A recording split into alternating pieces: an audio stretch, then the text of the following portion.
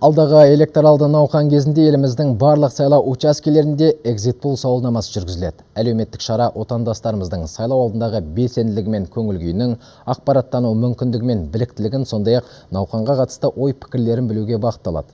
Бұл туралы бүгін Бас редакторлар клубының президенті хабарлады. Бибігүл Жексенбайдың айтуынша, зерттеуді медиа консул әлеуметтік агенттігі жүргізеді. Сауалнама облыс орталықтары, шағын қалалар мен ауылдық округтердегі 225-ке жуық сайлау учаскесінде өтеді. Бұл жұмысты атқаруға 250-ден астам сұхбат алушы тартылады. Жиналған мәліметтер 21 наурызда сағат түнгі 12-ден кейін жарияланады.